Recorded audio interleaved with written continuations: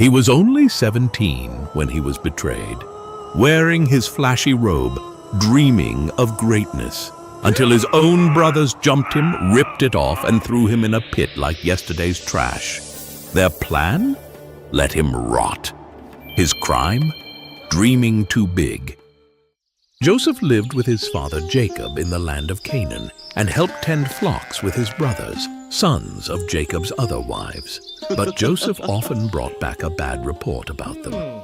Jacob loved him more than all his other sons because he was the son of his old age and the firstborn of Rachel, his beloved wife. As a sign of that love, Jacob gave Joseph a special tunic, a richly ornamented robe, a symbol of blessing and favor. He was already hated by his brothers for being his father's favorite. To make matters worse, Joseph began to have dreams that disturbed his brothers.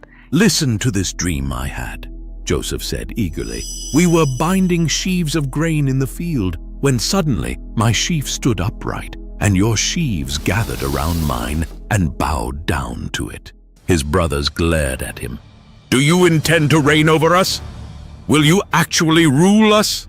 It felt like a threat.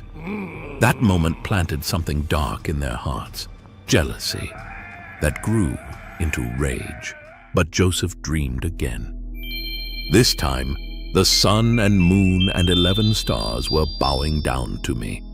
When he shared the dreams, his brothers were jealous. The response was not admiration, it was rage. Even his father rebuked him. But Jacob kept the dreams in mind. Sometime later, Jacob sent Joseph to check on his brothers grazing the flocks near Shechem. Dressed in his colorful robe, Joseph journeyed alone. When the brothers saw him, their hatred boiled over and they conspired against him. "Here comes the dreamer," they said. "Let's kill him and throw him into one of these pits." But Reuben, the oldest, stepped in. "Let's not kill him. Just throw him into the pit." For he hoped to rescue Joseph later. So when Joseph arrived, they attacked, ripped off his robe, and threw him into a dry, dark well. Then they sat down to eat. As they were eating, a caravan of Ishmaelite traders came by on their way to Egypt. Judah proposed a new plan. "What will we gain if we kill our brother? Let's sell him to these traders instead." So they pulled Joseph from the pit and sold him for 20 shekels of silver and watched as their brother, the dreamer, was taken away in chains into Egypt. Reuben returned to the pit, only to find Joseph gone. He didn't know that the brothers had sold him. To cover their tracks, the brothers took Joseph's robe, slaughtered a goat, and dipped the robe in its blood. They brought it to their father and said, "We found this. Examine it to see whether it is your son's robe." Jacob recognized it immediately. "It is my son's robe! A ferocious animal must have devoured him!" he cried. He mourned for many days. No one could comfort him. By the way, if you find any of these videos interesting or enjoyable, please consider subscribing. These take a long time to make, and it really helps out. In Egypt, Joseph was sold to Potiphar, an officer of Pharaoh and captain of the guard. But even in slavery, the Lord was with Joseph and he prospered. Potiphar put Joseph in charge of his household. Everything he touched flourished. But Joseph's good looks caught the eye of Potiphar's wife. When Joseph refused her advances, saying, "How then could I do such a wicked thing and sin against God?" she falsely accused him of assault. Potiphar, enraged, threw Joseph into prison. And still, the Lord was with him. One night, 2 of Pharaoh's officials who were in prison for offending their master both had dreams. They were the chief cupbearer and the baker. No one could tell them what their dreams meant until Joseph said, "Do not interpretations belong to God? Tell me your dreams." He translated their dream, and the cupbearer's dream meant restoration in 3 days, while the baker's dream meant execution. Both came true, exactly as Joseph had said. Joseph begged the cupbearer, "When you are restored, remember me." But the cupbearer forgot him. 2 more years passed. Then Pharaoh had disturbing dreams, and none of his magicians could interpret them. That's when the cupbearer remembered the Hebrew prisoner. Joseph was summoned. "I cannot do it," Joseph said humbly, "but God will give Pharaoh the answer he desires." Joseph explained. The 2 dreams were one. 7 years of great abundance are coming to Egypt. Then 7 years of famine will follow. Let Pharaoh appoint a wise man to store food during the good years, so that Egypt may survive the famine. Pharaoh was amazed. Wow! Can we find anyone like this man, in whom is the Spirit of God? Joseph was appointed second in command of all Egypt, at just 30 years old. When famine spread, Jacob sent his sons to Egypt to buy grain, except Benjamin, Joseph's only full brother. They bowed before Egypt's governor, not knowing it was Joseph.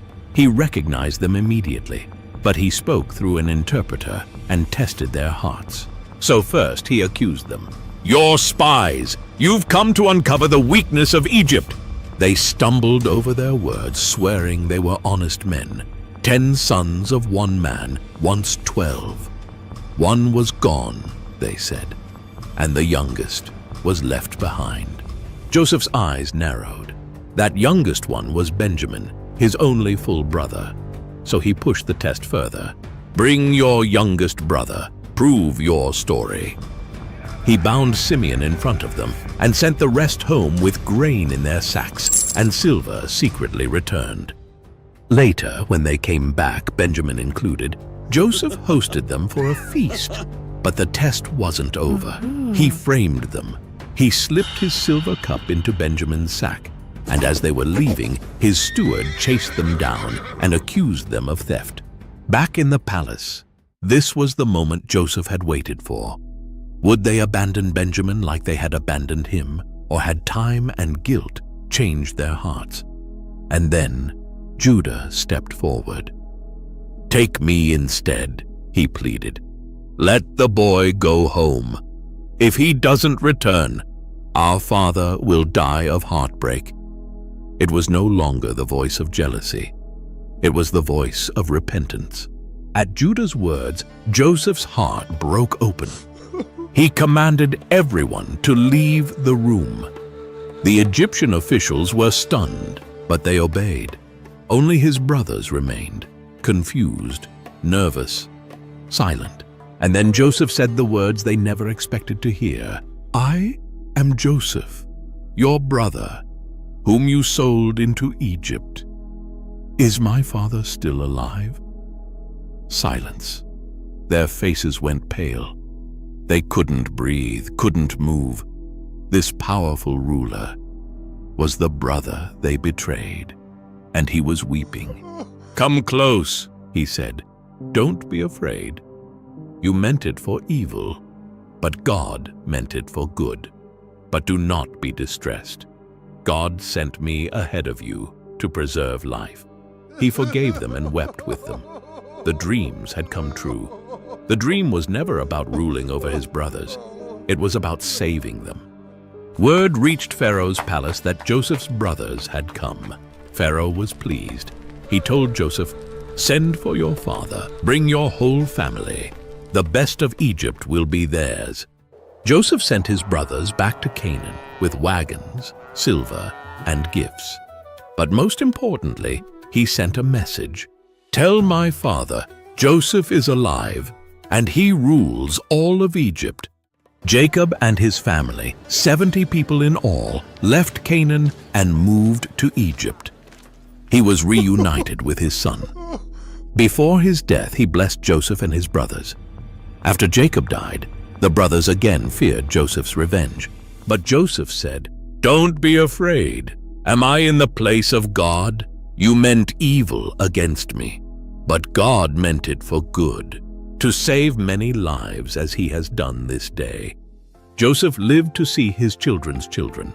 Before he died, he told his brothers, "God will surely come to your aid and bring you back to the land he promised Abraham, Isaac, and Jacob."